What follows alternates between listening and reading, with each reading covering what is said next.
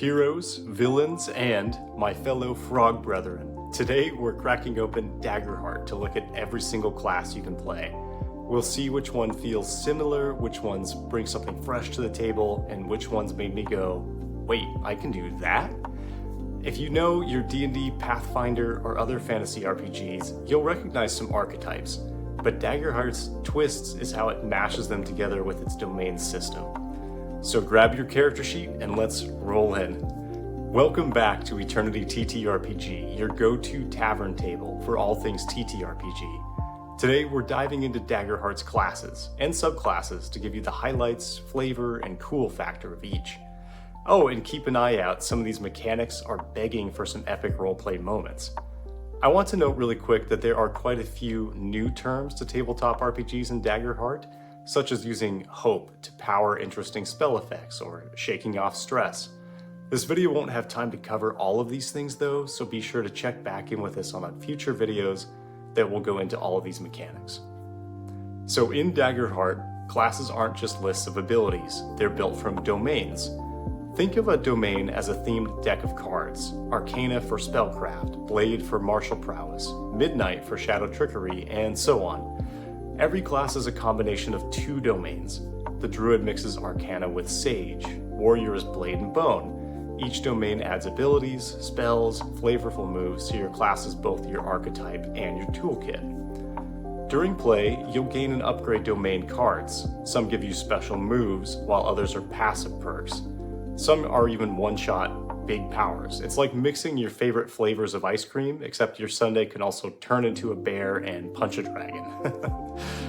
So the Bard is here to do what bards do best through D&D, other previous games. It's basically put on a show, keep everyone else alive long enough to applaud. They have a class feature called Rally, where they can hand everyone a rally dice to boost rolls, do more damage, shake off stress. The subclasses are Troubadour if you want to play a music magic character basically that makes your enemies vulnerable or gives your whole party hope.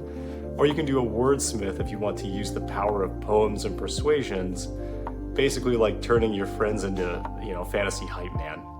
Druids and Daggerheart bring two big things to the table: Beast Form and Wild Touch. Beast Form lets you transform for scouting or see how often you can freak out the city guards. As a Warden of the Elements, you can channel fire, earth, basically the elements. As a Warden of Renewal, you're the ultimate party healer, mixing nature magic with restorative transformations. The Guardian class is your frontline tank with a vengeance, literally. Their Unstoppable feature lets you shrug off status effects and ramp up damage the longer you fight. The Stalwart subclass are immovable walls, stacking massive damage threshold bonuses and body blocking hits for allies. Vengeance Guardians fight like avenging angels. They take a hit and you get to smack the attacker back. Real quick to interrupt, we now have free downloadable D&D cards at the Eternity TTRPG website that you can use at your table. Everything from combat actions to status effects. No more flipping through your book to see exactly what being petrified does to your character. You can just take our graphics, print them out at home, and slap them on your table for fun and easy reference.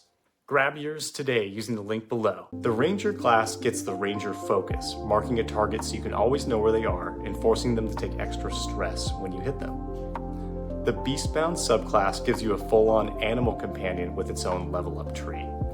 Wayfinder, meanwhile, turns you into a relentless hunter, complete with pathfinding magic and apex predator attacks that scare enemies into submission. Rogues trade in cloak instead of just hidden, meaning if you're standing still in shadow, you're basically untouchable until you move or attack. The Nightwalker subclass gives you literal shadow teleportation. Syndicate, meanwhile, makes you the ultimate connected operator with shady contacts ready to drop in loot, intel, or a well-timed crossbow bolt even.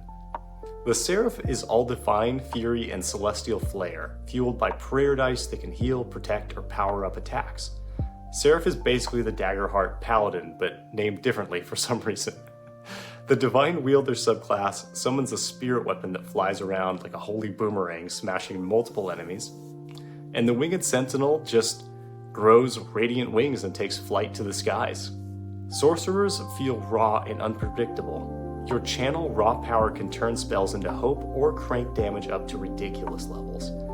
The Elemental Origin subclass lets you specialize in one element and eventually become its walking embodiment. Primal Origin tweaks magic in wild ways, extending its range, doubling damage dice, or hitting multiple targets. The Warrior, of course, is pure martial might, ignoring weapon burdens, hitting harder every level, and punishing enemies for moving away. Call of the Brave thrives under pressure, turning near defeat into bursts of hope. Call of the Slayer stockpiles bonus dice for devastating finishing moves. And then there's, of course, Wizards. They have I can never say this, for endless magical flavor. You know what I'm talking about. I'll put it on the screen. School of Knowledge is the academic, hoarding extra domain cards and leveraging perfect recall. School of War is your battle mage, mixing heavy magic damage with defensive wards.